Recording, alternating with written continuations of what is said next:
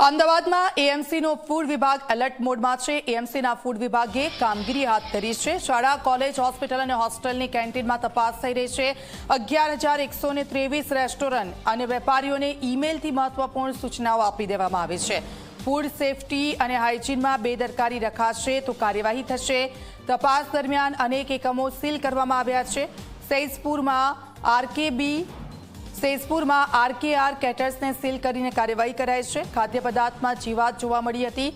Hygiene અને મંજૂરીના અભાવના કારણે આ સીલ કરવામાં આવી છે। આપ જુઓ, હાઇજીન અને મંજૂરીના અભાવના કારણે સીલ કરાઈ છે। મણિનગરના મેડ ઓવર ગ્રીલ સામે પણ સીલની કાર્યવાહી થઈ રહી છે। મેંદાના લોટમાં જીવાત જોવા મળતા ફૂડ વિભાગે સીલ કર્યું છે।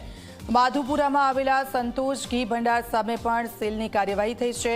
દેશી ઘીમાં વનસ્પતિનું તેલ જોવા મળતા કાર્યવાહી થઈ છે। કુબેરનગરમાં રાજેશ દૂધઘર સીલ કાર્યવાહી થઈ રહી છે।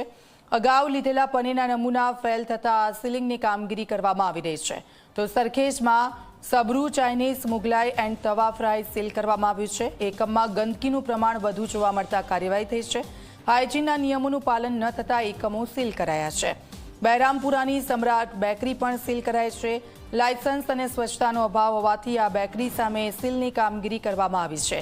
અજીત મિલ પાસે ભૈરવનાથ ભોજનાલયને સીલ કરવામાં આવ્યું છે।